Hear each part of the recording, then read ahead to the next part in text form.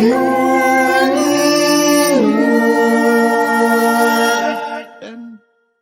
we go.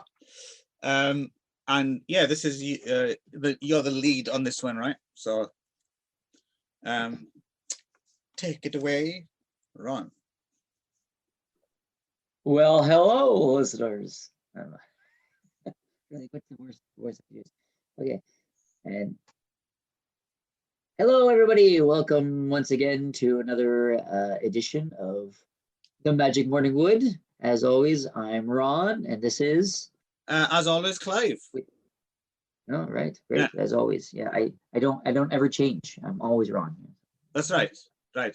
If you suddenly became, except for those times, except for those days that I'm Rhonda, but that's a different. Right, yes. But we haven't done a show with you as Rhonda yet. No, not yet. So yeah. I suppose we need to be like what is Queen of the Desert or something like that, and then right, yeah, or yeah, Rocky Horror or something like that, right? So what's your female alter ego? I suppose I would be Clivage. Clivage. Whoa, look at that Clivage. Look at that tomato. That's definitely a drag name, I think. Clivage. Clivage. Yeah.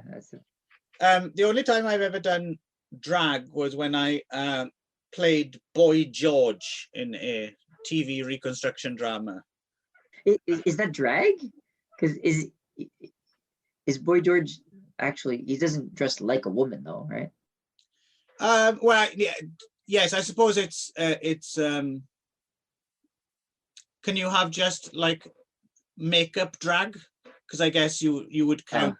He has very feminine, like I had to wear these. Yeah, he's sort of effeminate and stuff, but he doesn't really go full drag, right? I mean, or at least not traditionally, right? No, that's true. But yeah. Like I said, the closest I've got to. I see.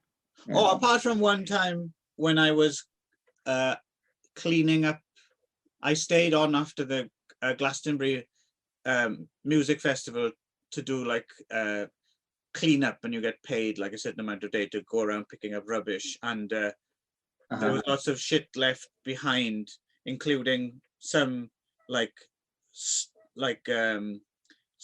clothes stall had left behind their inventory, and I think I remember wearing some kind of pink wool dress thing because all my clothes were dirty.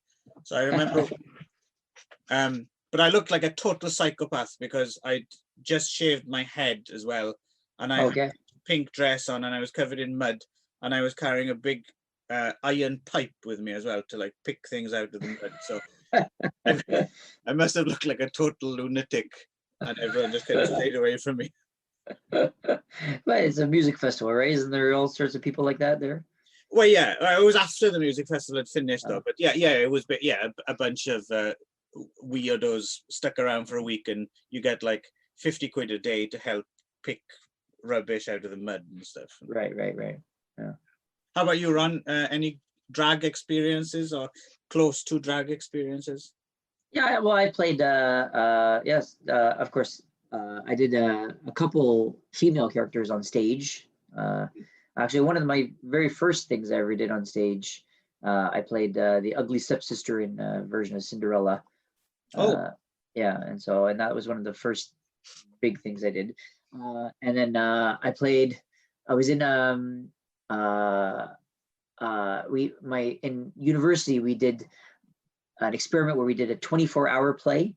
Wow. Where basically you got a whole bunch of people together, and we got together at a certain time of the day, and then like in the evening, and then the thing is that when we got the script and we put on that play the next night, right? So we had 24 hours to perform and prepare that play, and all of the characters were just wasn't assigned. That there was a director, but he didn't assign anyone. It was just you just picked your character out of a hat, and so whatever character you got, that's what character you had to play. So I ended up getting like the girlfriend.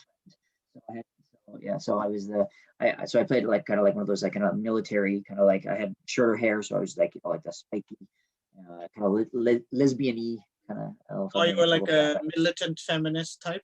Yeah, that kind of that Okay. kind of character. So, Okay. so I did that for once, and then also when I worked at the Fringe in Montreal, Mhm. a couple years every year they'd have like a kind of a fundraiser promotional event called the drag races, Okay. where they would get professional drag queens, and then they would get as judges, and then they would get the performers at the Fringe, who are you generally speaking not actually drag queens or people who've done any drag, but just regular guys that want to promote their shows, and then they put them into drag costumes and get them to do literally races. Like Right.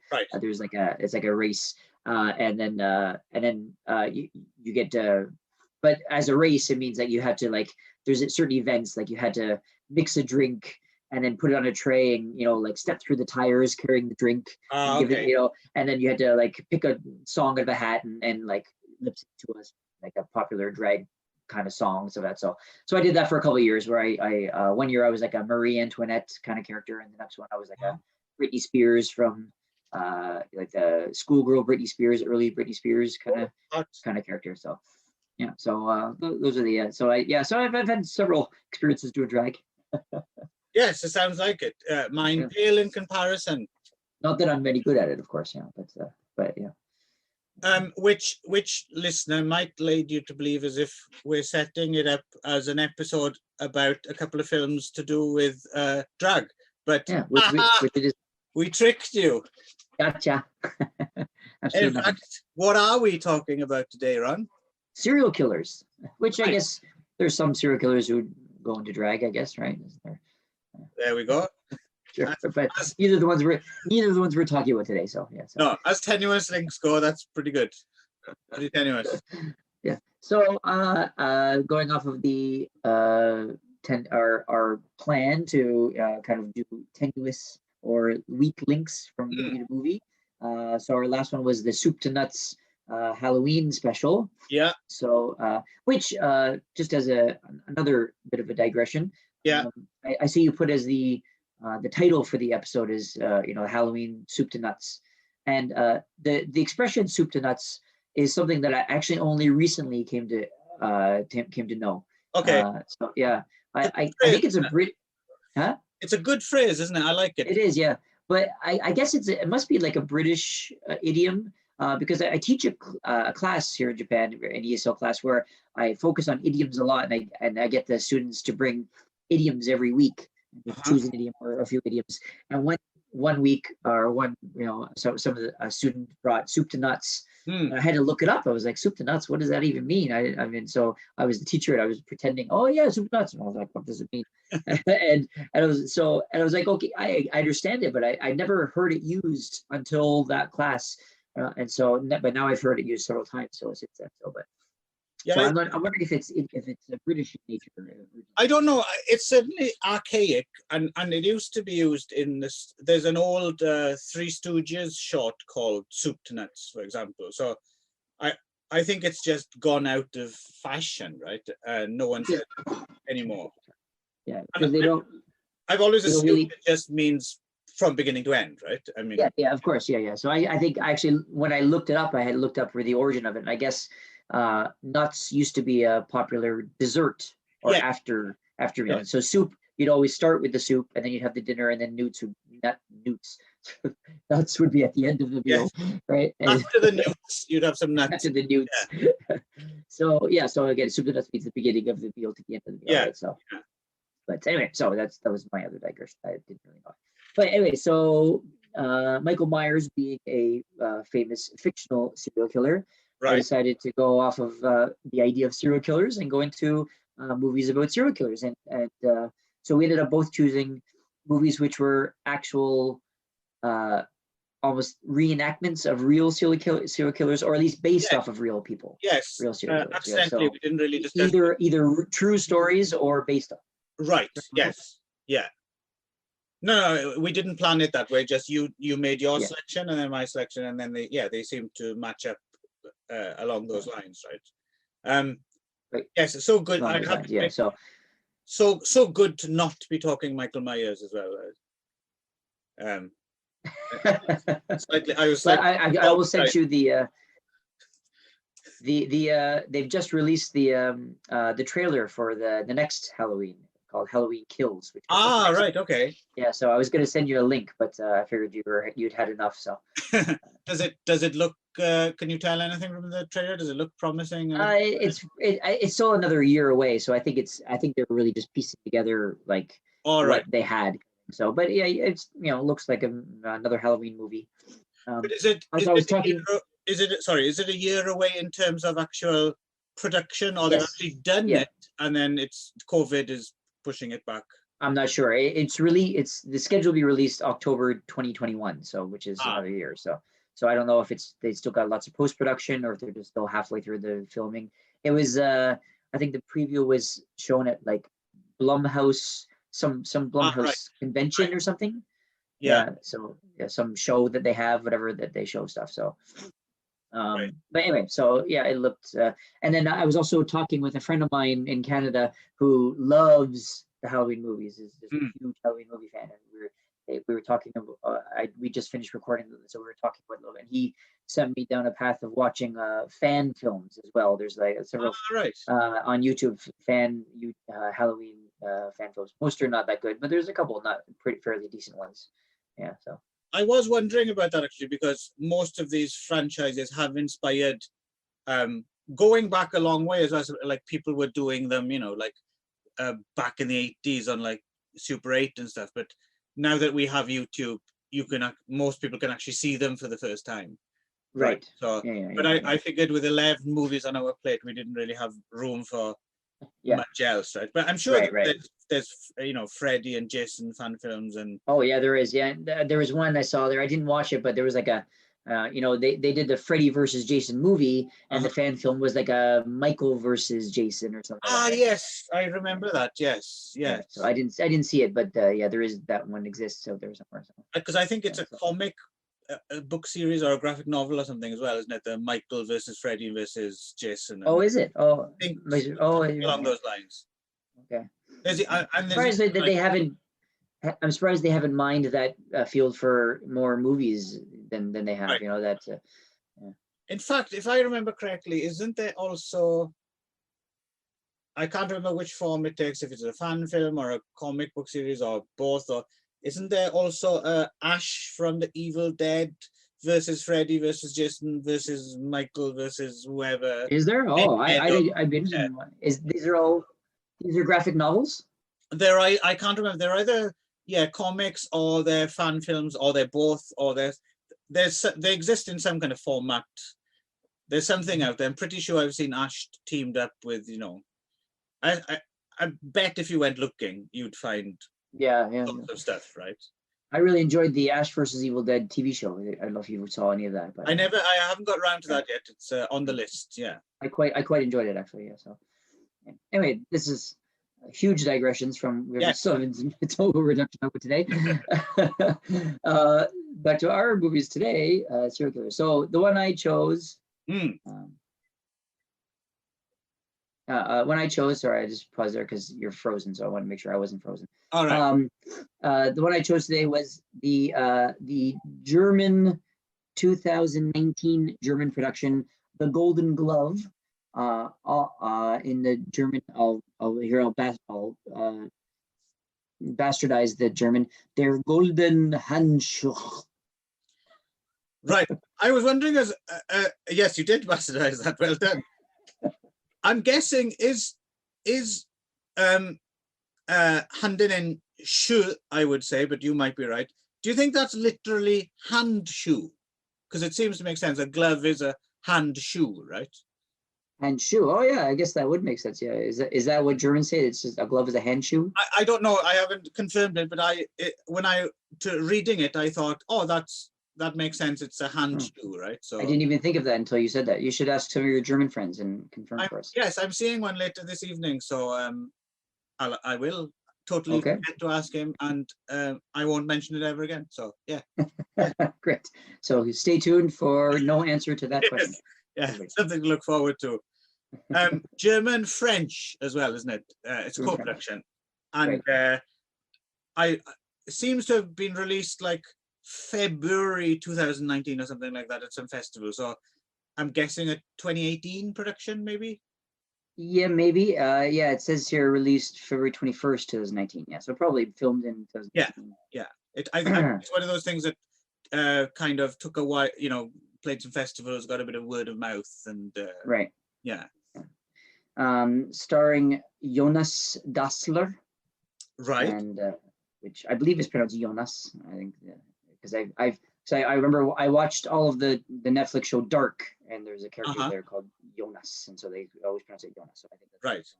I think it's Shunas. Shunas. Yeah. Yes. It could be shut the fuck up us. Yes. Okay.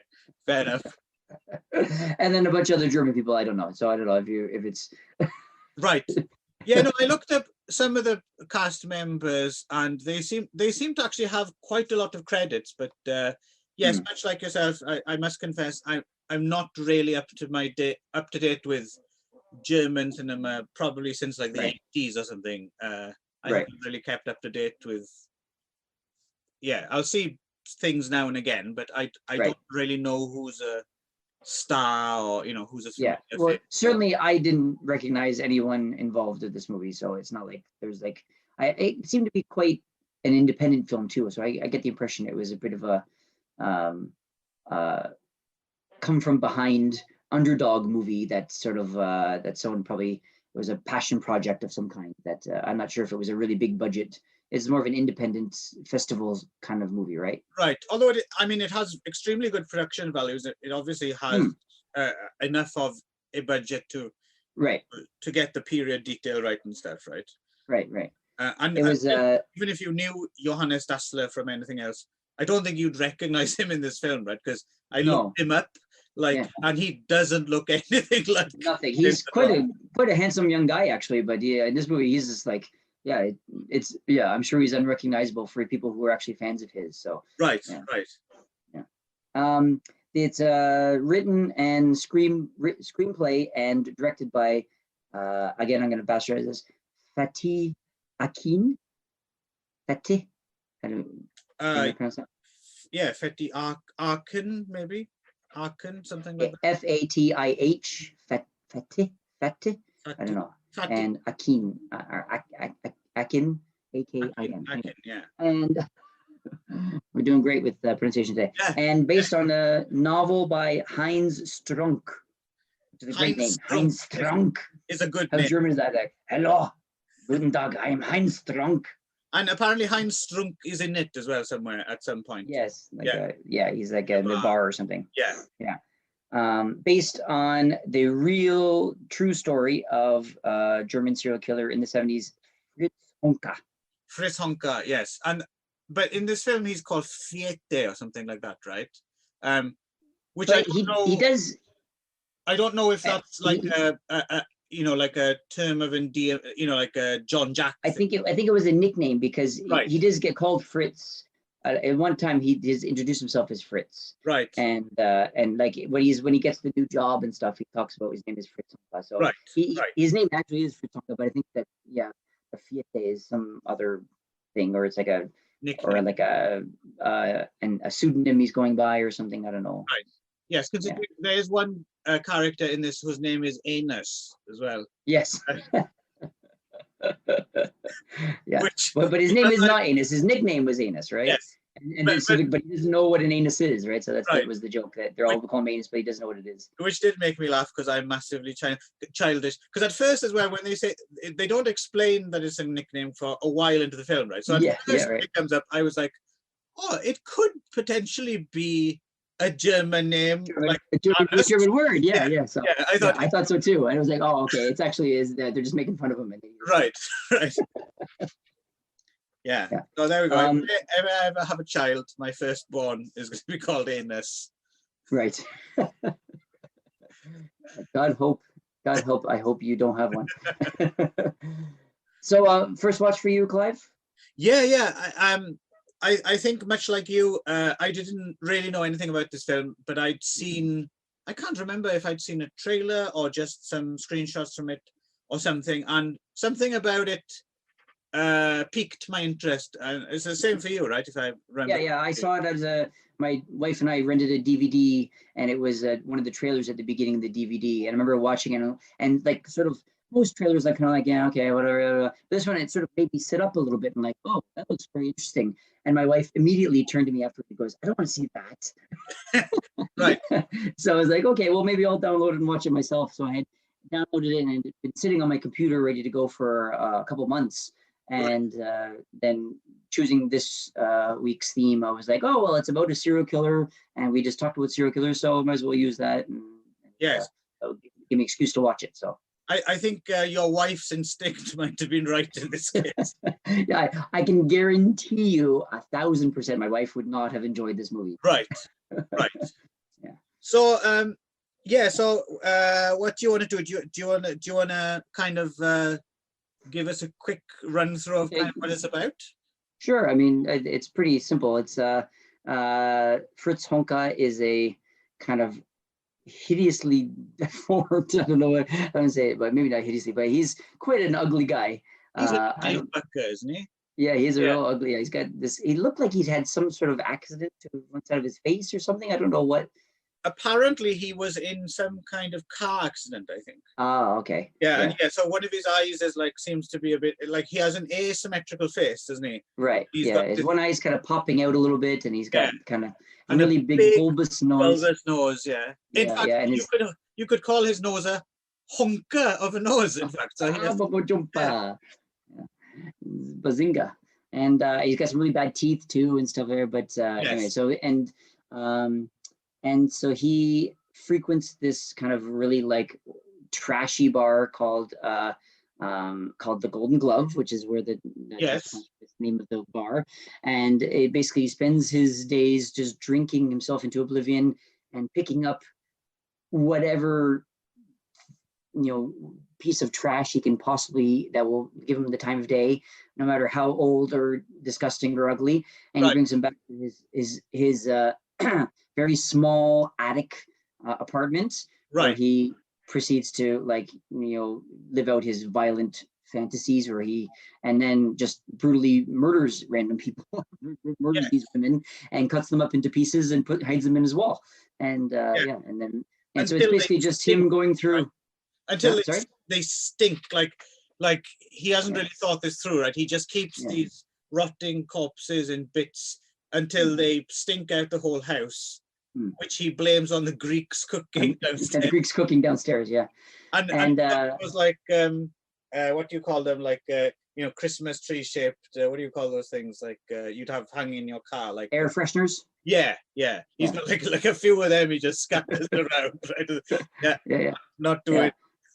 And anytime he brings someone new back to his apartment, they're all like, "What's that stink?" He goes, "Oh yeah, it's just the cooking downstairs, whatever." But of course, it turns out that he's keeping these body parts in his wall. And and then it goes, basically it's him going through different stages of he kills random women, and he hits a very low point, and then he's decides at one point he's going to stop drinking, and he's going to clean up his life and get a new job, and he gets a new job as a security guard at some kind of company.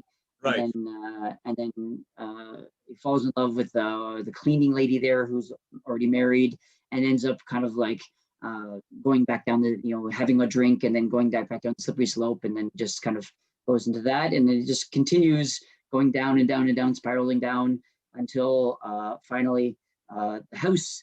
At the end of the film, he comes back to find his house is on fire. The Greeks have set the house on fire by accident, and they find the bodies, and that's it. And that's how it ends, with him getting arrested. And yes, which is apparently how he was caught in real life as well. Was the building caught fire? The firemen went in, and they noticed, hang on, what are these dead bodies? What are these in the wall? Bodies, parts in the wall. So I mean, there's not really much to the movie. It's basically just him living out his. It's just him killing a bunch of people. We probably should point out as well that it's set in Hamburg, the first part of the 70s, right? From like 1975. Early 70s, yeah. So it's very... Predominantly, I think there's a brief bit at the very beginning. It says Hamburg 1970, and then we jump to 74, right? So it's like towards the end. So he's already accumulated some bodies. Right. It's just the kind of final act. Right. And the bar, the Golden Glove bar is specifically, it's in the red light district of Hamburg, right? So yeah, it's like which apparently I actually read. Apparently, the Golden Glove is still there and still operating. Right? Yeah. It's yeah. You'd be. I'm wondering if it's attracting like tourists who've seen. Oh, I'm sure it is now. I'm sure. Yeah, I'm kind of curious to go. If I ever go to Hamburg, I'd be curious to go see it. Just see what it was like. Yeah. So before we get into the specifics, then, what did you actually make of this film, Ron? Well, I wanted to ask you first. I usually go first. I wanted you to go first. Okay. Well, yeah, it's an odd one, this, isn't it? It's I was kind of back and forth with it because, much like yourself, I didn't really know what to expect. I just kind of was drawn to it for whatever reason. I think it might be the look of Fritz Honka and his face on the poster, because he's got that face and the scraggly, greasy hair. It just looked like, it looked like something a bit offbeat. Right. But this film is so grim, right? And yeah. It's really a hard watch. It's just so like you feel like you're just got like a little bit of throw up at the back of your throat the entire time. Like it's like, oh. And I don't think the cast would mind us saying either, because it's clearly designed. I mean, they're uniformly hideous people. Hideous. Right? Yes. They're like really the dregs, like the worst dregs of society you could possibly find. I mean, yeah. Yeah. And it reminded me of my home, actually. And from the wrong side of the tracks too. So yes, I'd like to apologize once again for Ron's obnoxious views on this podcast. So at first I like I said, I didn't know what I was getting into, and it starts off pretty kind of grim from the off. It's like, oh, okay. So, but then after about 10-15 minutes, I kind of figured out, oh, okay, they're not going for, it's not authentic, like gritty, grim realism, right? It's very heightened. And I like I said, because it's got the good production values and all that and stuff as well. It's not like a really low budget kind of hit and run production where they could have just grabbed things. It's actually designed to look like that, right? Yeah.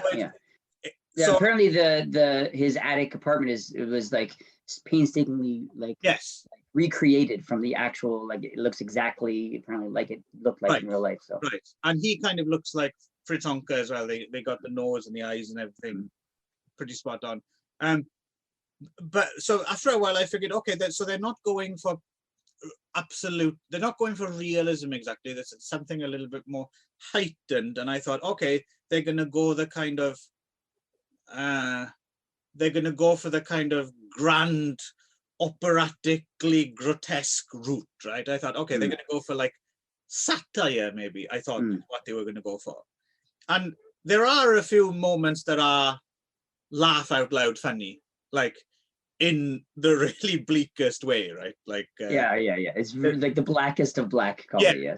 There's like a scene where like because this bar, we should reiterate, this bar is just full of just human detritus, basically. Right? It's like they're all like they're all extreme alcoholics, and they're all just, they have some kind of history, and they're all trauma, and they all have bruises and fucking cuts, and they just, you'd be scared to go into this bar, I think, wouldn't you? Yeah. So they have a like a B story, like a subplot a little bit with this like a young guy and a young girl. So this young guy who's just sort of like kind of like trying to be cool and trying to impress this girl, and he runs across the bar and he tries to go in, and he's like, oh, this is pretty cool. He's thinking, and it's almost like he's like a way of making himself look cool for this girl. And he ends up getting pissed off. It's not like a former Nazi. Remember Nazi? It was very strange. Yeah. And He's he my favorite character, I think, SS Knopfler. He looks like, because he's got the shades with like one lens missing. He immediately reminded me of Fox Harris in Repo Man. Exactly like that. Right, yeah. Taller. Right. And and so they made the it was almost like an attempt to like have like a regular person seeing the bar from the outside, you know what I mean? Like right. Yeah, kind of thing. But it was then just to get pissed on at the end, right? So yeah, no, we'll get to that subplot as well, because that's slightly awkward. But where I was going with it, so you have there's like the moment where there's this kind of Jehovah's Witness type woman goes in and tries to convert some people. That's kind of funny, right? She's like, right. She's like, can I talk to you about God? And everyone's just like, fuck off, they're just not interested. As long as you have like a bottle, then they'll talk to you, right? It's that place, right? Yeah, exactly. Yeah. And so I thought but it doesn't really do that either consistently. It's not satirical, I don't think, really. And I mean, I can't. I think my problem with this film is I can't figure out if that Golden Glove and the Hamburg of the early 70s, if it's authentic, which I suspect it's not, or if they've just really turned it up to 11. And the film seems a little bit smug, like it's slumming it at these, and ultimately it just felt like I'd spent, however long this movie was, close to a couple of hours, just in the company of these kind of horrible people. And I didn't really get much out of it. I didn't learn anything. I can't say I enjoyed myself. And I don't know, it just felt a little bit, I don't quite know what they were going for. Like it just struck me as slightly, I don't know, actually like that little boy character, or not little boy, teenager, he's just slumming it, right? He's just going in, having a look at like a human freak show, right, and then fucking off. So overall, I found this film a bit puzzling, really. I don't really understand what it's trying to do. What makes you think that it was heightened? What can you give me some examples of the times that it wasn't realistic, that it was more heightened? I think it's just I think if you went into a place like that, it's not that I don't believe that there are characters that are like that, or people who act like that, or anything like that, but it's so consistently cartoonishly grim, like the whole time, right? It's not like in fits and starts, so it didn't seem realistic. It seemed like greatest hits of depravity or something like that. Do you know what I mean? So I'm not sure if the bar would actually be like that the whole time, right? I think it would probably be because it's quite a jovial place in a way, even though everyone's sad and depressed, and there's always something happening, right? It's like a complete madhouse. I'm guessing if you actually went into the Golden Glove, there'd be long stretches where like fuck all happened, right? It was just people asleep over there, hunched over their glasses, and then someone would come in and buy a bottle, and then they'd wake up, and so in that way, I think I didn't find it necessarily realistic. They just taken like I said, greatest hits of grotesquerie. I don't know. I mean, this is certainly, it's not a movie that you enjoy. Oh, no. Yeah. It's not like, whoa, that was a good movie. It was like, it was meant to disturb, and I mean, it's a movie that just revels in its distaste. You know what I mean? Like it's what's that? It wallows, doesn't it? Wallows in it. Yeah. It's just basically like as like how gross can we get? But again, I don't know.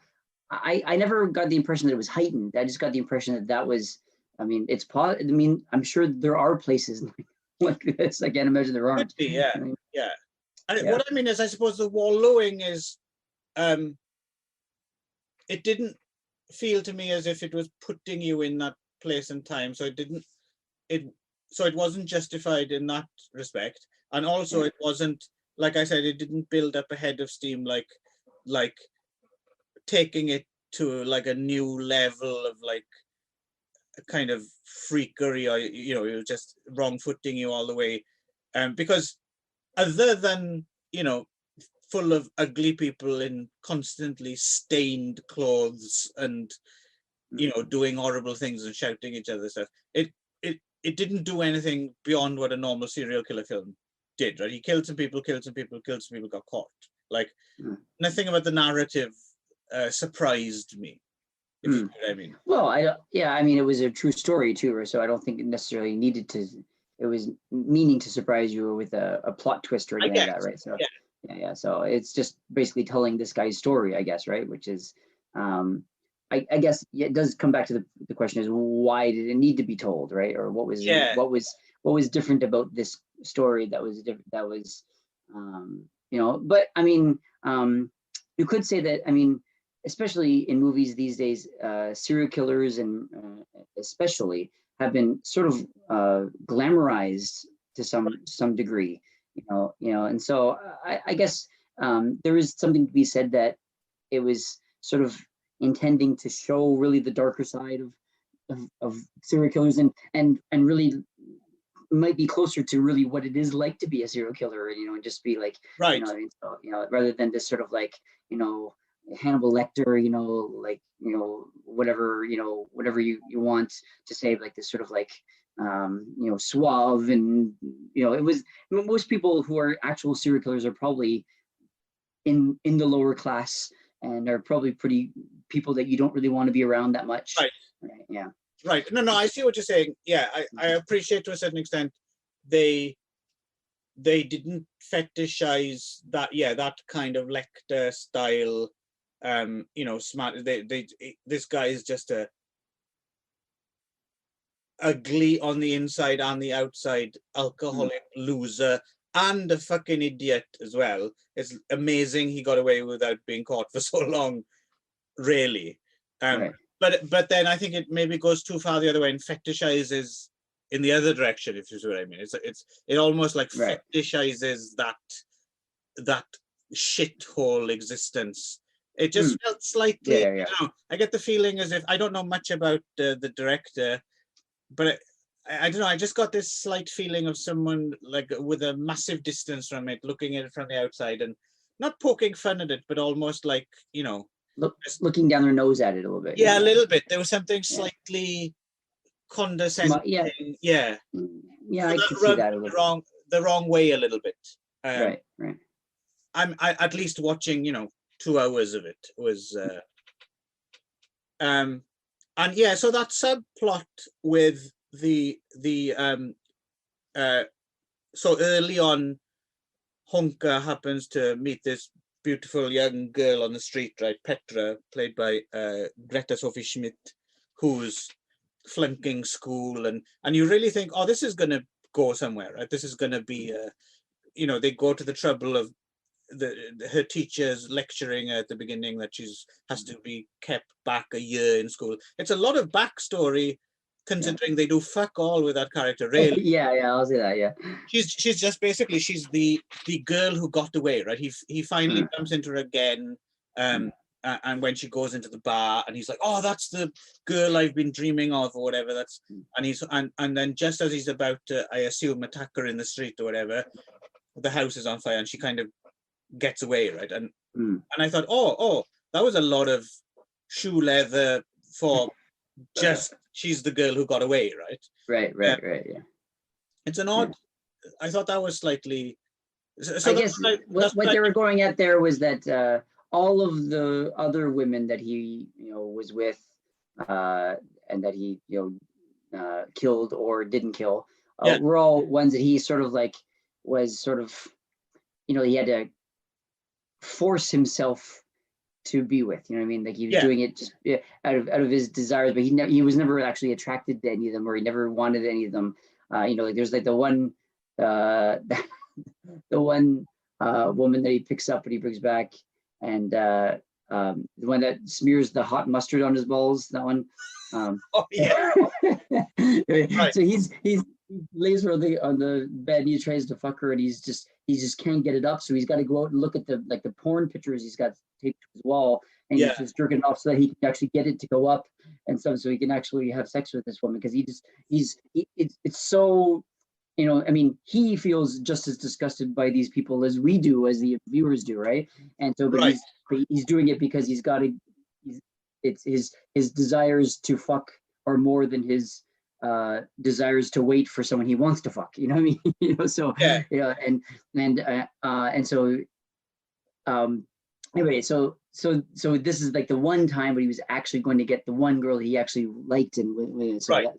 so I think it was meant to be a little bit of I don't know, what do you say, tragedy, I guess, if you want. I don't know if it's tragedy, but it's sort of like oh, too bad he didn't get the one girl he really wanted. From his point of view, yeah. From his point of view, like it's like it's not even just the one that got away, but it's the one girl he was finally going to get what he wanted.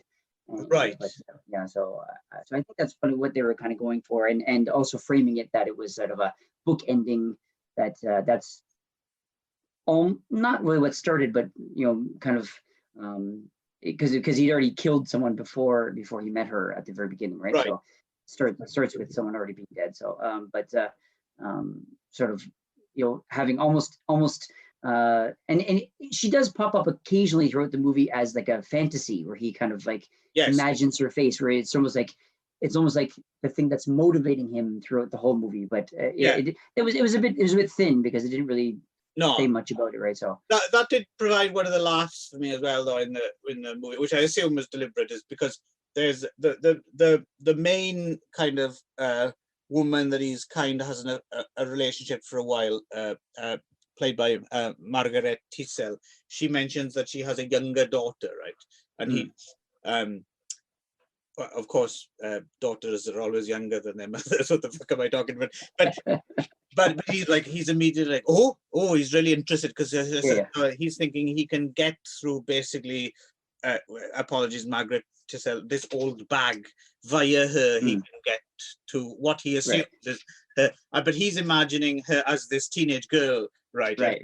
And she mentions she's a butcher, and there's she's a butcher, and where she sat on the floor in a butcher shop, like seductively chewing on raw meat. I thought that was quite funny. and she does say that quite clearly that my daughter's plump. So she's obviously this is sort of like fat young girl who's a butcher, right? So I'm sure she's not that much higher up the the scale than the rest of these women, other than being younger, right? But he's put on his head that she's going to be like cute, at least cuter than what he usually gets. And so and he's put this face of this teenage girl on her as well, and so he makes her sign a contract, like if I'll let you stay here as long as you introduce me to your daughter. And then of course it turns out later that she has no relationship with her daughter and doesn't even know where she is and stuff. So it reminds me a little bit of Henry Lee Lucas, Henry Potter, a serial killer as well, in so much as he's very low down on the socio-economic ladder, but he targets those kind of even lower in a way, right? Like obviously he's no catch, right? But he's going slumming it as well, right? Like he's taking home these hideously kind of not just that they're ugly or overweight or old or whatever, but clearly they're like life has beaten them up, right? They've all got like welts and bruises, and they've just been fucked over by life, right? And he's he's predating over them, right? Like, oh, I can get her because well, I think he has no misconceptions that he can't really reach up. He can't get anyone higher than him. He's got to go down in order to actually get anyone to even come back. So I think he's sort of resigned to the fact that he's sort of at this point, and he's got to go down in order to get anyone to get to fulfill his desires, right? So so that's why he frequents this bar where these low lifes frequent, and he has to go for picking. He even will buy literally every woman in the bar a drink and most of them will say, "Oh, fuck off, he's too ugly," right? Yeah, Even these really hideous people are saying he's too ugly, right? yeah, yeah. Until someone actually comes up and says, "Oh, thank you for the drink," and then okay, now he's in, right? So yeah. Yes, no good deed goes unpunished, right? Right, exactly, right. So I just remember the grossest guy in the bar, and there's a lot of competition, and he's in the background, but he only gets one close up, and it's only that one brief close up you realize how fucking disgusting he is. Did you take note of, I believe his name was Tampon Gunter? Do you remember this guy? yes. There's like a guy, you see him briefly in the background, and he's got something hanging from his ears, and you're like, oh, I don't know, you can't really tell, but he gets one close up, and you realize is he sucking on used tampons? Sucking on used tampons, yeah. Oh man, you've just stepped over the line there, right? That's like, why would they even let this guy in the bar? Like, I know they're all fucking, horrible, but he's like dancing about with these used tampons hanging from his ears. It's just like, and that kind of thing. I was wondering, is that based on a real character, or did they just? Yeah, or is that seems like it feels like it's like a joke of some kind, right? So yeah. So it's an odd one. I mean, it's interesting to talk about, and it in a way, I suppose you could argue it's admirably gone out of its way to gross you out, right? Yeah. And all these kind of Schlager pop songs and stuff on the soundtrack and stuff. It's certainly got you can't say it doesn't have a mood, right? It's really gone for it. Yes, but it's swung for the fences, right? Yeah. But for me, the end result was just a little bit. I think I would have liked a bit more substance, I suppose, at the end of the day. I wasn't overly impressed. I'd had enough of hanging out with this guy. Yeah. By the time I'd got to the end, it was quite bleak. yeah.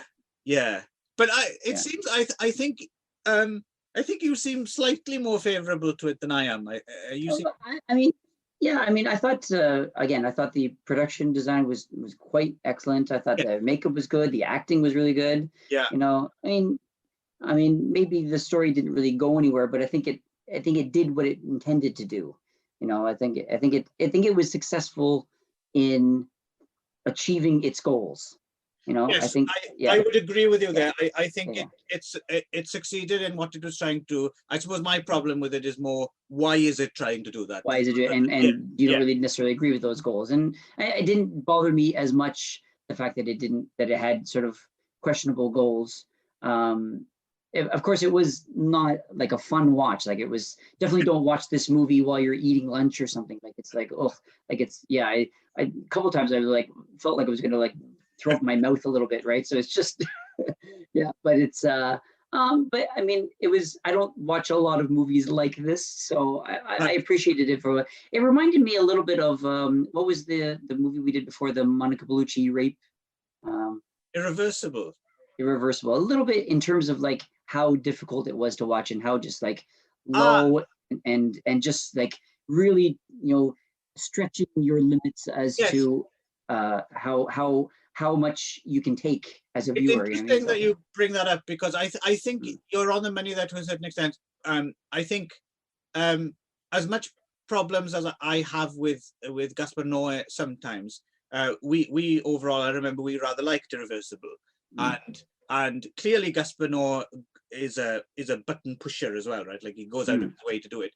But this felt more like someone somewhat less talented than Gaspar Noé, kind of influenced by him. Right.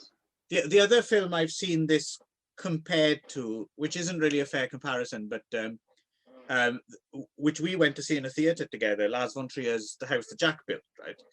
And that's another film where it kind of deliberately wallowed in some button pushing scenes, like when I always forget her name, Elvis's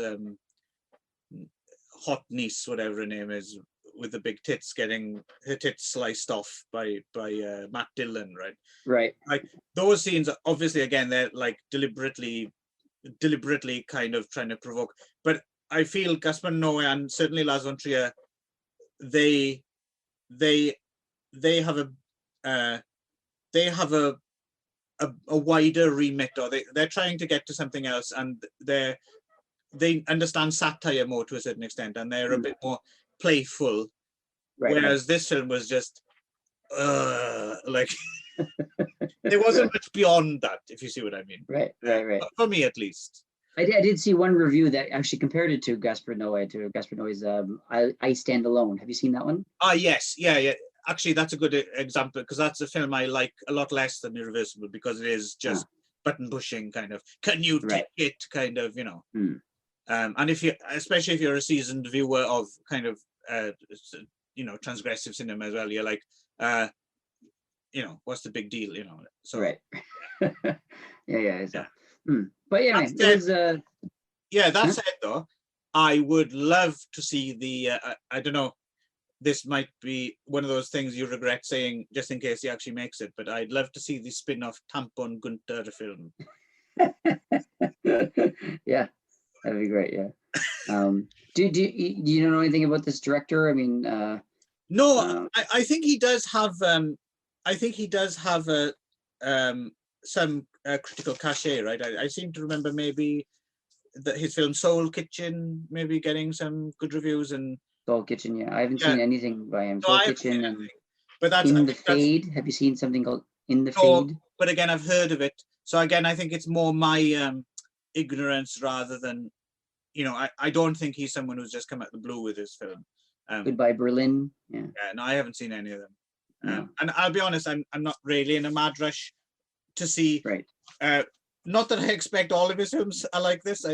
It's just he didn't strike me as a filmmaker with great depth or anything that I need to track down his filmography. But so I think we're both slightly. It is what it is, isn't it? This one. Yeah, I guess so. Yeah, I guess that's a good way of putting that. Yeah, so I would say but to be fair, I would say that this movie has stuck with me a bit. I find myself revisiting parts of it.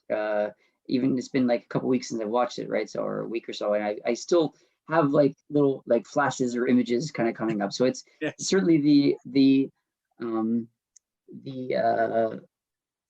atmosphere, or at least the feelings have stayed with me. So that's the imagery. And there is, I forgot to mention, there is at least one kind of quite like I said, a lot of it is gross, but not shocking necessarily in the way that I think they wanted it to be. Like it was, but there was one scene I thought was quite well done, where he takes 3 women. Well, eventually it turns out only 2, because one of them collapses in the street. He takes 2 women home with him, right? And one of them escapes, manages to run away, pretend to go to the toilet. And there's that woman who's just sat at the table, just watching him, and he paces back and forth. And it's all done in kind of, it seems to be one interrupted shot, right? But then, and the camera goes out in and out of frame, in and out of frame. And then suddenly he rushes in, grabs her, and just slams her head against the table repeatedly, like bashing it into a bloody pulp. Yeah, leaving a big bloody stain on his table. Yeah, so I thought that was quite well done. Yeah, I wasn't sure how they actually did that. Exactly, that's what I was trying to figure out, because there must have been at some point some really quick swap just when he went out of frame. Yeah, a couple times actually I thought I actually rewinded a couple times. That wasn't just the only time. There was another time, I can't remember off the, like I think it was when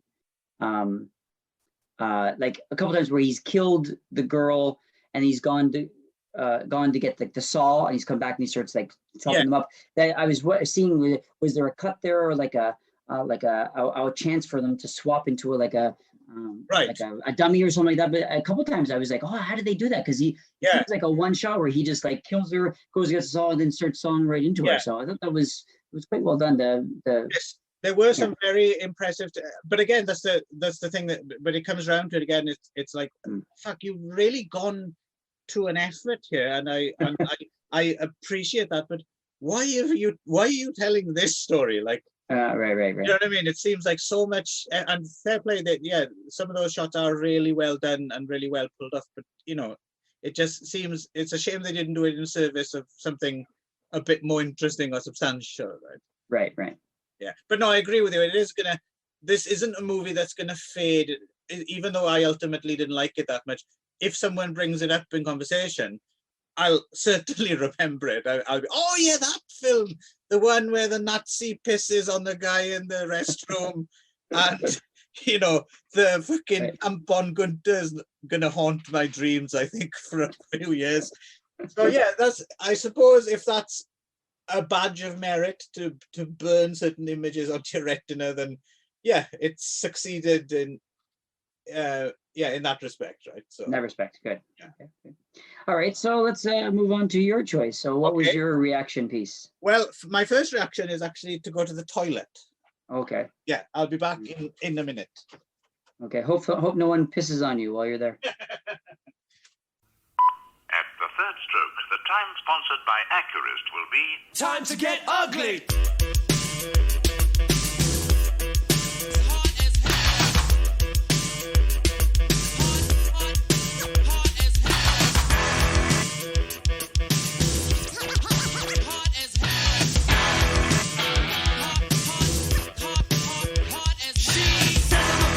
She says I'm a roll. It's my style, my third-rate backstreet ball. She says that I'm fat. I say that she's thin. It's 1987 and ugly is in. We're in the street of girls and guys. We're unlike hell for hair and hide. So don't get down if you're not so lovely. It's 1988.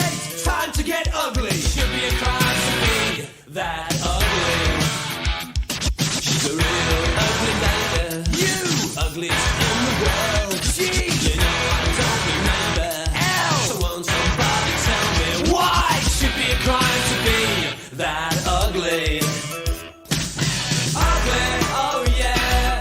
She's my ugly girl. Ugly, oh yeah.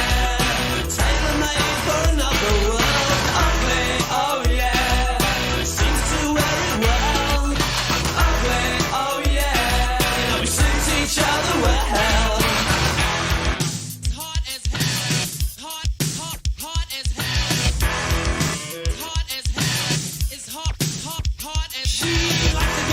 She likes to get dirty. We like to fool around like Pinky and Porky. Roll in the mud, never hurt this pig. It's 1989 and ugly is in. We steal our style from the buggy bin. Our style, pig style is the stage we're in. So don't get down if you're not so lovely. It's 1990, time to get ugly. Should be a crime to be that ugly. She's a real ugly lady. We're talking ugly, ugly.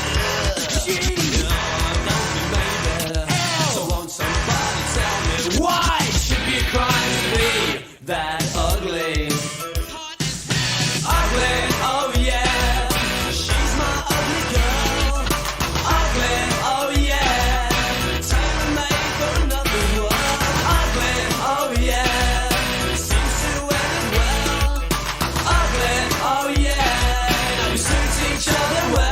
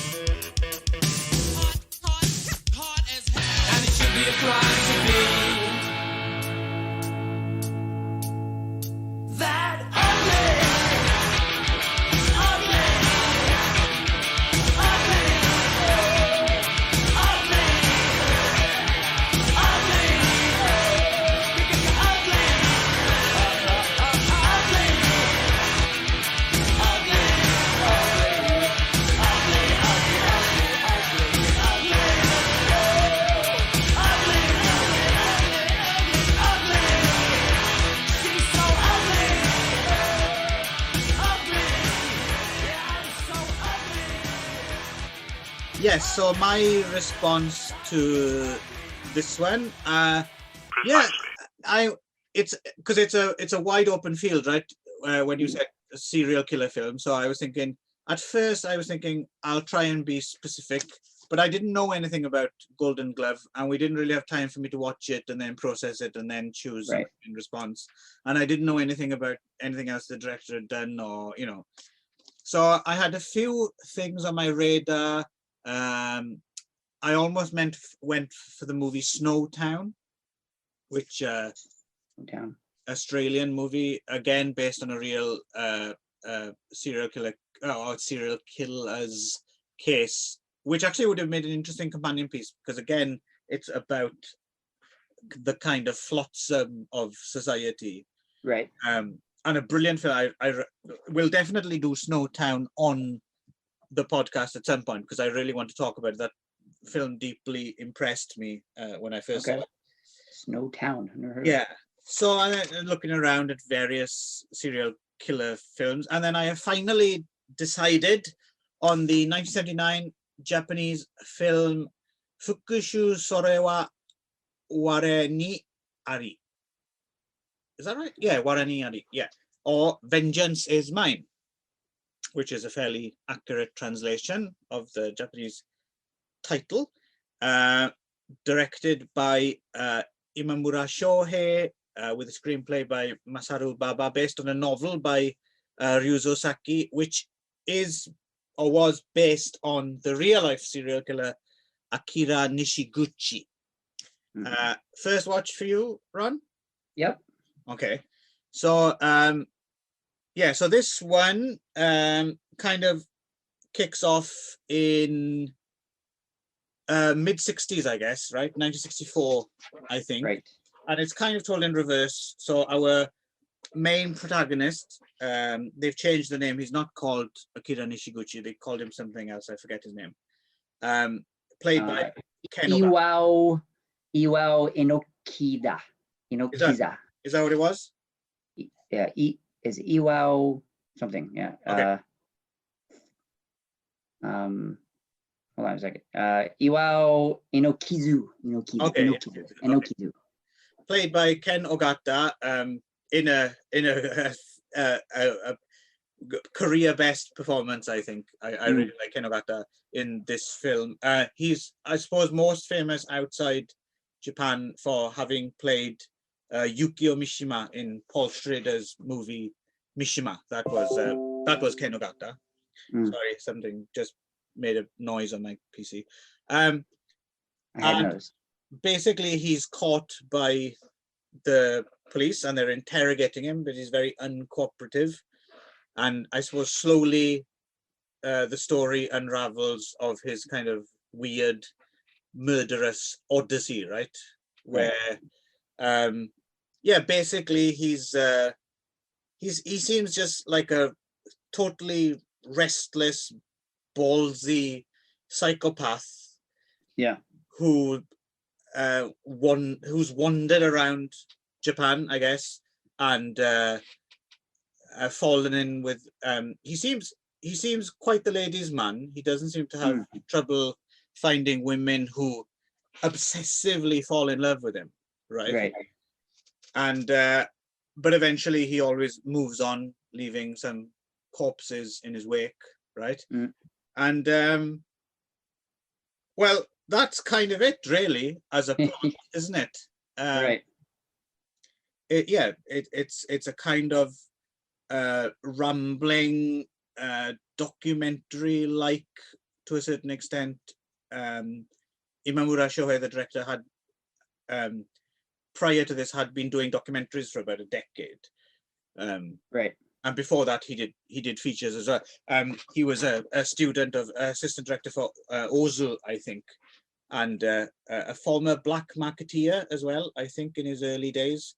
So he had, he had this real kind of affinity and interest in stories about kind of low life and prostitutes and pimps and gangsters and that kind of thing.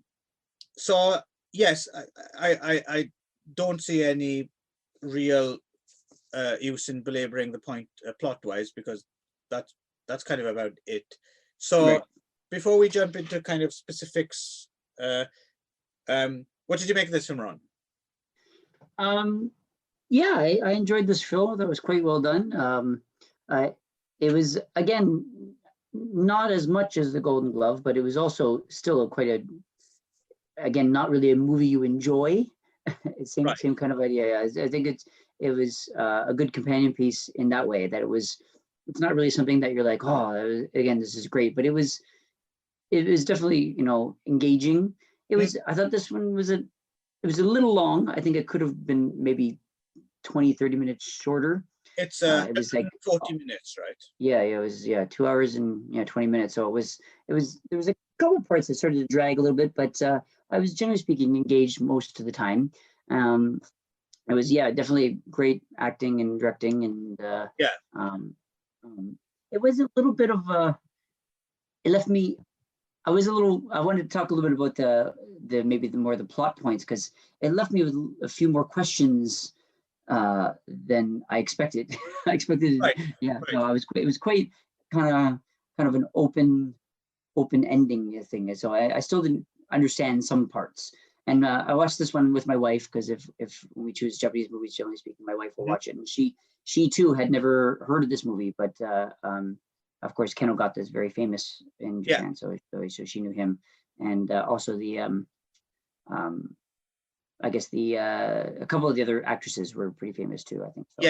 Yes, and you had Rentaro Mikuni, who plays his father, right?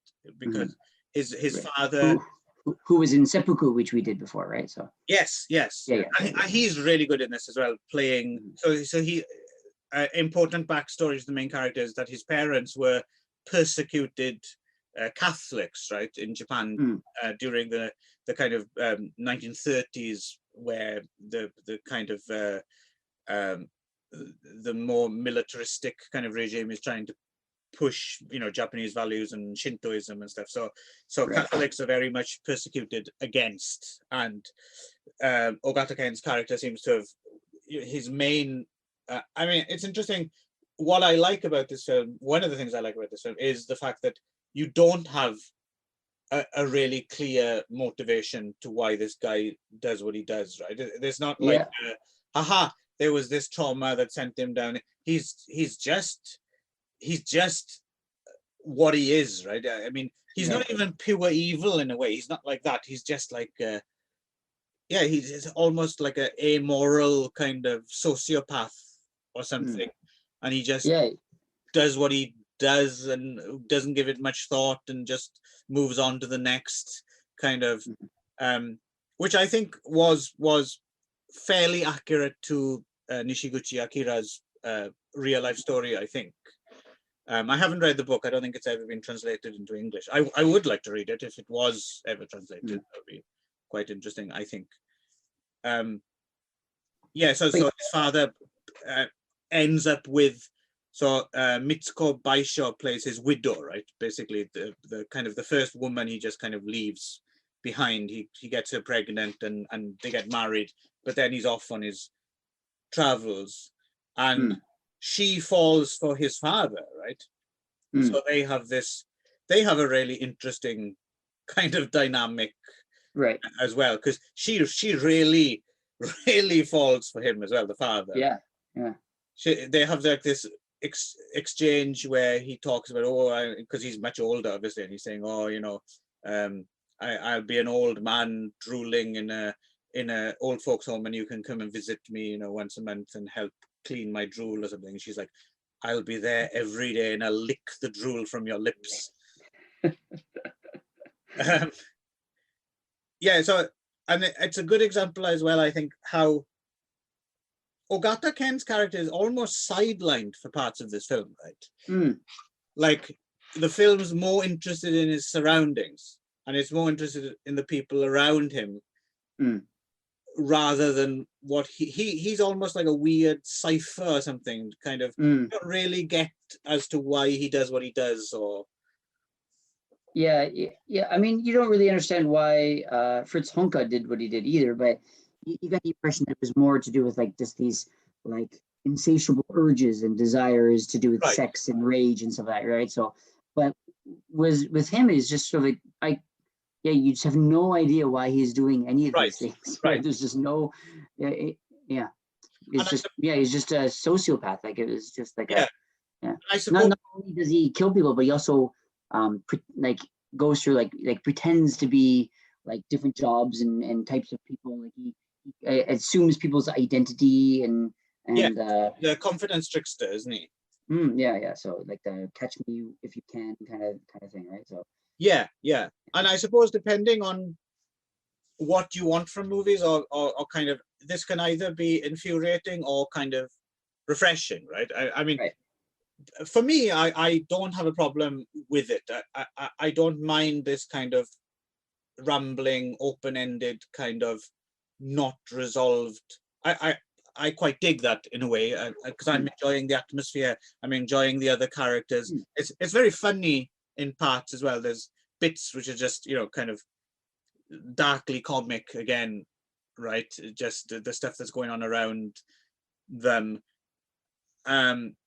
So I enjoyed just, I don't know, just sitting there. Like, I was never, you said that it is a long film, but I never got bored myself. I just got sucked into it. I just enjoyed watching it unravel. And I was really quite impressed by this film the first time I saw it, and this time as well. Again, it's still, there's something about it which is, I can't think of another film quite like it. Yeah. It did remind me a little bit of, there was another Japanese movie we did on an earlier episode about like a psychopath killer. Which one? I can't remember. Do you remember which one it was? I can't remember what it was called. Do you remember anything more about it? Well, yeah, it was like he was like it was like a yakuza, and there was like a shootout. Oh, He killed his boss. Graveyard of Honor. But sorry, Graveyard of Honor. Yeah, it did remind me a little bit of that movie in terms of. Yeah, interesting. Actually, yes, I see what you're saying. That that kind of. Yeah, I know. Someone who just leaves like a trail of destruction in their wake. Yeah. Just there's not really any motivation. It's just this like total sociopath that just only cares about themselves and just does whatever they need to do to get to where they want to go and stuff. And just every time, occasionally while watching this movie, I kind of like, oh yeah, that reminds me of that other movie. Yeah, so a little bit. Right. There are elements of it. Yes. I think the difference would be, the main difference is that film was a lot more, I think that kind of had a point, like it had a trajectory, right? Where it went from here to there. It's fairly minimal, and whereas this was slightly more rambling, and I didn't feel as if Imamura Shohei as a director, I don't feel as if he had like a strong opinion one way or the other about this guy. Like, I don't think he was condemning him. I don't think he was sympathizing with him. I get the feeling there's a kind of certain ironic detachment or something, right? And like I said, he's interested in these kind of communities in a way of people, and how, because all of these people as well react to him not in the way that you might necessarily expect, right? Like, no one immediately just goes to the police. Yeah. No one does that, right? They all have some kind of strange connection to him, and they kind of justify not going to the police or going along with him. And there's one main character who's committed murder herself, right? So she's no fan of the police, and also like a lot of the prostitutes and people, they obviously they're not wanting to go to run to the police because they're dealing in this kind of illegal activity, right? So yeah, so no one just, it's not it's a odd little kind of realistic to a certain extent, I suppose, world that exists in, where there's no like clear lines of right and wrong, right? It's all relative, I suppose. Right. Yeah, and I thought all the acting was quite good. I thought he was quite good. Yeah. So, and a lot of the other characters everyone was very strong in their roles. Yeah. So, but let me ask you a couple questions. Like at the end, of course, he's put to death, and they go to the ex-wife and the father, who are now together, Yes. go to scatter his ashes to the wind, and they do this sort of strange. They throw the bones into the air, and then they freeze. Yeah. This kind of freeze frame. What do you think was happening there? What do you think that was about? I don't know. It's interesting, isn't it? I really like this ending. Number one, because it just completely bamboozled me. I've never seen a film. It came out of nowhere. It was very different Yeah. from the rest of the movie. So yes, the rest of the film is almost like we said, it's kind of a docudrama. Like so, handheld cameras and but this is almost like, well, it's a fantasy. Clearly, the laws of physics don't work like this. So the film totally becomes a different kind of film. So there's that, which is kind of interesting, but also, your interpretation of it was, I had two, I suppose. One was either the earth is refusing his bones, like, get this guy out of here, we don't want him. Which I've read, that's something I'd read someone else say. But the way I read it, my first initial reaction was, he's so restless that he just won't go quietly, was how I read it. But I suppose you could read it all sorts of different ways. Or what did you make of it? I wasn't sure, that's why I wanted to talk about it. Yeah, I didn't know. I even turned my wife and was like, "What's happening now?" I was like, "What is she?" And both of us were like, "We don't know. I don't know what's happening." Like, or it was like to do with like what was my initial idea? It was like that.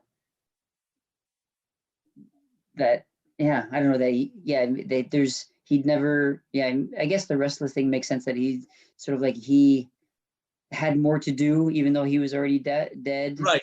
Or can't find peace, or just a restless soul. But it's interesting because at first you're not quite sure if you're seeing what you're seeing, right? Because they throw the bones out in this freeze frame, and then they look a little bit surprised, but they don't. It's not over. So at first you're just thinking, okay, maybe that's just a stylistic choice to freeze frame, and they're not actually reacting to it.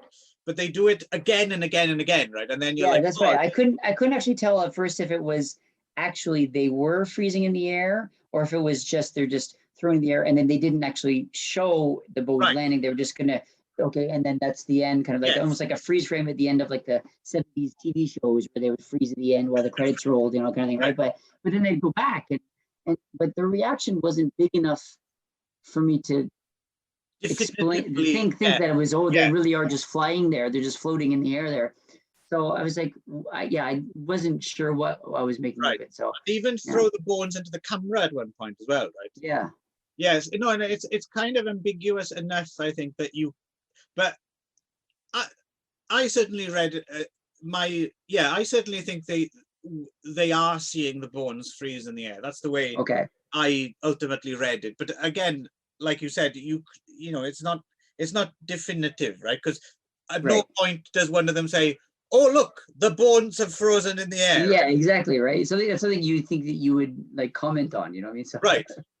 So it's I really like the ending, but it certainly just comes out of no, which is I suppose why I like it, because it's totally unexpected, and I've never seen a film end like that before. No, me neither. Yeah, so especially considering it was such a break from the feeling of the rest of the film and the style of the rest of the film. So I thought it was interesting. Yeah, but it was definitely left my wife and I kind of scratching our heads a little bit last night. We're like, what just happened there?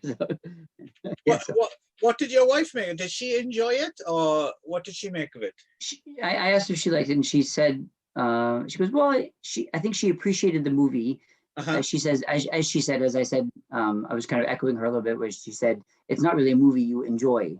It's sort of, but it was definitely, she was engaged through the whole thing. And she said she really liked it because it really felt like a classic Japanese cinema. Like she really liked it. She liked the style and the feel of it, because I think she has a lot more connection to themes and the images and the Right. people in it than Right. you or I do, right? So I think she Yes. appreciated it as a piece of cinema, right? So I don't think she really liked the story that much, but Right. but yeah. So Yeah, no, there's some nice location work. I mean, some of the film is set in this.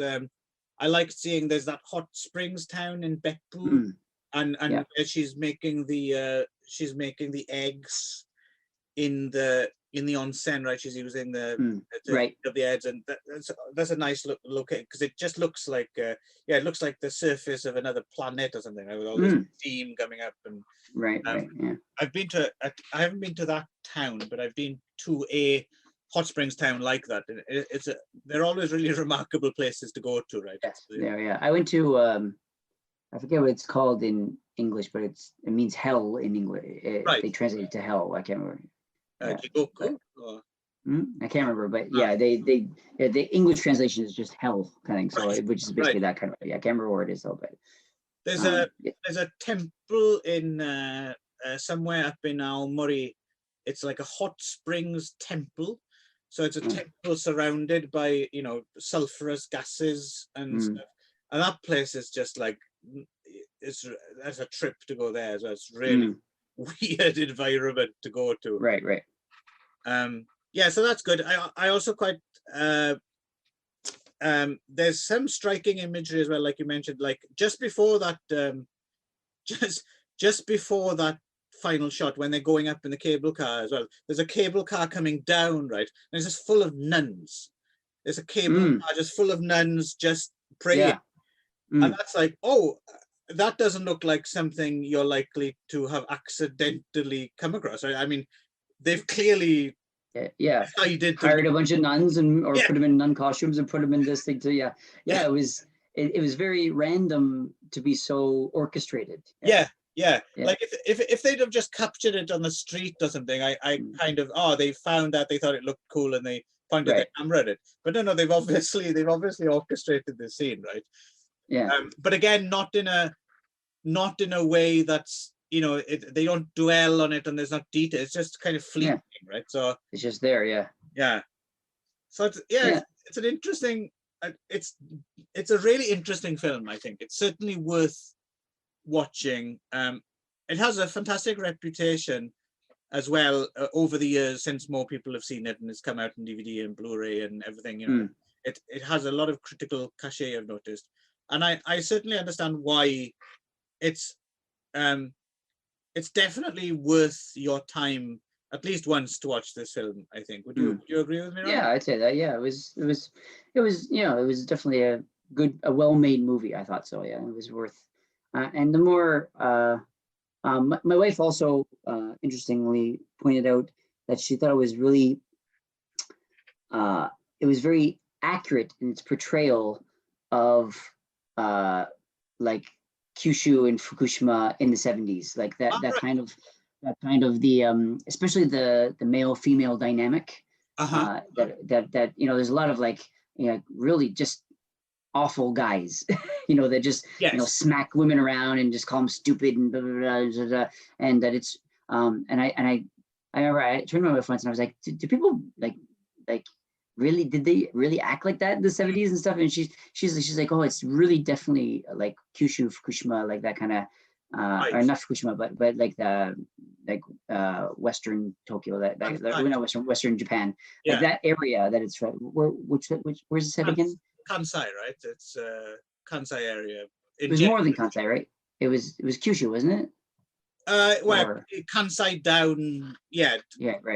Down towards so said it was really that's really how like men treated women around that area, especially around that area, and especially in the 70s. And it's a sense of entitlement, isn't it? I mean, a number of times men just I'm in the mood, and they just grab the nearest woman, regardless of their relationship with her. It's just, look, I'm in the mood, and you've got tits and a vagina, so give it to me, kind of thing. Yeah. I was like, do people really like? And it's something that I'm seeing more and more, especially I mentioned in a lot of the Asian cinema that we've been talking about on this A lot of those types. I don't know if it's just an Asian thing, but it just seems like just guys just grab women and okay, we're gonna have sex now, and they're like, no, I guess we're gonna do it. It was just there's a lot of like almost accepted rape. I don't know. It was very. So it was. I mean, that was interesting, and apparently it was really. My wife said it was quite accurate. The just the portrayal of how men treat women in general and in that area, Right. and especially that generation especially. It certainly didn't strike me as inauthentic or unbelievable, and let's put it that way. Right. Yeah. Yes. So this isn't my favorite Imamura Shohei film, though, as much as I like it. And there's a bunch of his films I haven't seen. Like I said, there was a 10-year period. He made this film in the late 60s called The Profound Desire of the Gods, which I've not seen, which was a massive, massive flop. It was an expensive film. It lost money. I've never seen it. And then he ended up making documentaries for like a decade. And I think this was his first return to like feature non-documentary filmmaking. But in his prior incarnation in the 60s, he made a film in 1966 called The Pornographers, which is just stunning. I think that's my favorite Imamura Shohei film. So we'll definitely, that's on the list of things. At some point when you choose something, vaguely related, that'll be my chance. I'll pounce. And what are the themes of that one? I haven't seen that one. So what kind of movie is it? Just about pornographers? Yeah, but basically it's about kind of the very early days of pornographic filmmaking in Japan, where well anyway we'll get to it when we get to it, but I think that's a stunning piece of work. And similarly to this one in a little bit, it has that kind of rambling structure, but it's much more of a film rather than documentary looking film, right? But with like a level of surreality to it, mixed with very down and gritty real life. It's very difficult to explain, but we'll try our best when we get to it. I think that's a remarkable piece of work as well. So I'm interested to see more Imamura Shohei, because there's a lot of his films I haven't seen, and on the basis of The Pornographers and this and a couple of others I've seen, I think he's definitely one of the greats, right? Worth seeking out. Right. Yeah. Yeah, I mean, I that's about, again, I can just go on about how much I like this film, but that may get tiresome. Right. Obviously, of the two, I prefer this to Golden Glove. You seem to have appreciated it as well, it seems. Yeah, I appreciate it. I couldn't say I liked one more than the other. I think they were similar but different enough that it was there was definitely lots of overlapping themes, and I remember a couple times watching it thinking like, oh, this is a good companion to Golden Glove, and then a couple times thinking, oh, this is quite different from Golden Glove, and so I but still enjoyable. So yeah, I think generally speaking, I enjoyed, in air quotes, I enjoyed both movies. Okay. But I can't say that I enjoyed either movie. Does that make sense? Right. Yeah, no, I know what you mean. Yeah. Although it's slightly different for me, I have to admit. I didn't necessarily find this didn't push me away as much as Golden Glove right. did. Yeah. This was slightly more absorbing for me, and there's a few, like we forgot to mention as well, there are a few kind of clever little cinematic reveals as well, like, because we've made it sound almost as if it's, which it is to this kind of slightly rambling docudrama kind of look, but there are scenes as well which are just really well orchestrated. There's like the scene where he meets the guy on the train and goes home with him, and we're not quite sure what's happened, but then a cupboard door slowly slides open and there's a corpse in there. That's really well done, isn't it? What was going on with his mouth? What was it? My wife and I were like, what's in his mouth? I don't know.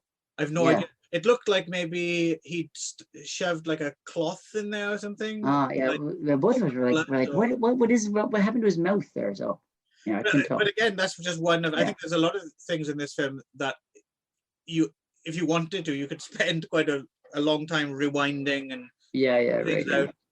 Because there's a few really brief bits as well, where people, I don't think I picked up on this before someone else mentioned it, and I went back and watched. There's a few bits where you get, I don't know if they're flashbacks or something, but they're so brief. There's like a scene where his mother suddenly appears, right? His mother, who's like long dead, and she suddenly appears like walking through a room in a house or something, and it must be a different, I don't think it's a ghost, or I don't know. And it's, where'd that come from? Like, there's just...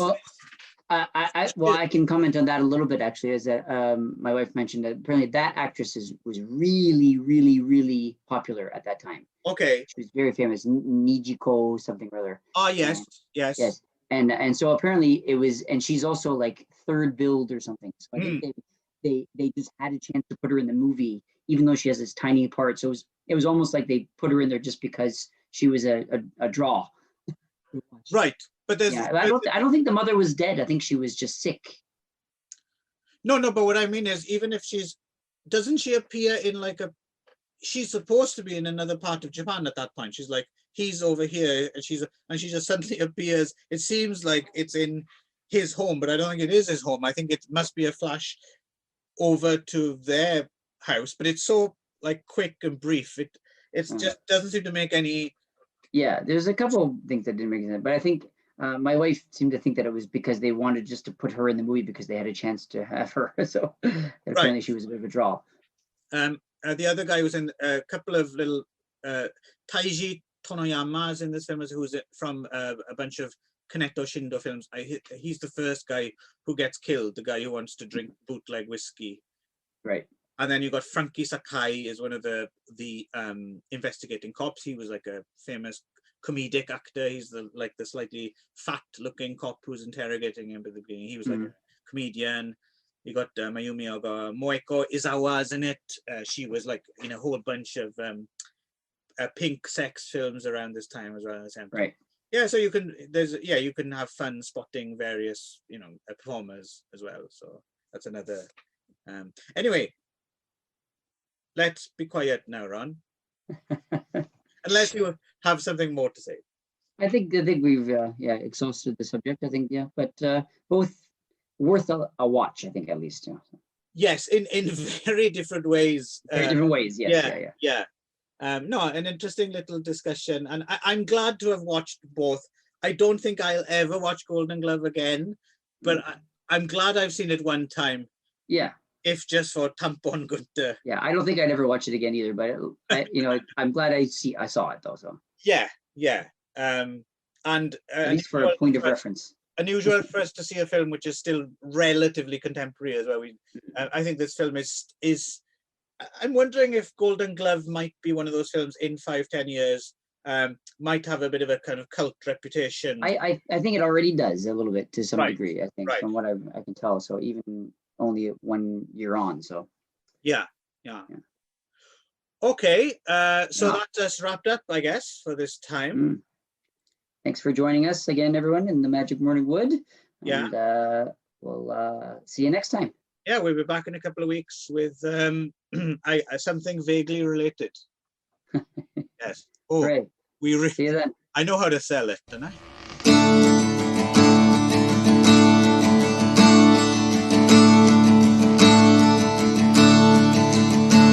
When the drinker of giants is less than his thirst, he'll swallow the blessed along with the cursed. The first will be last, but the last will be worse. And God says vengeance is mine. In secret or refuge, the leaders of men will open their hearts to the pirates again. And we will recover, but who can say when? Oh, there's never quite enough time. Play your phonograph.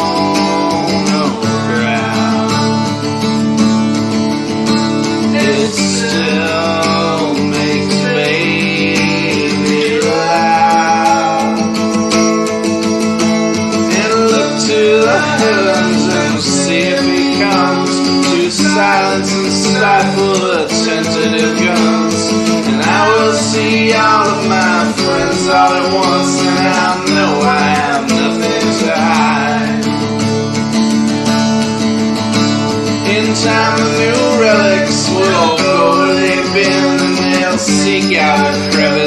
to perish within.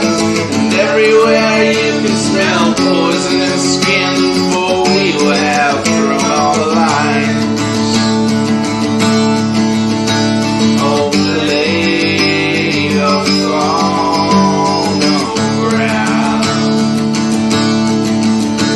it splits the snakes in half, in place for the purpose of you and your friends.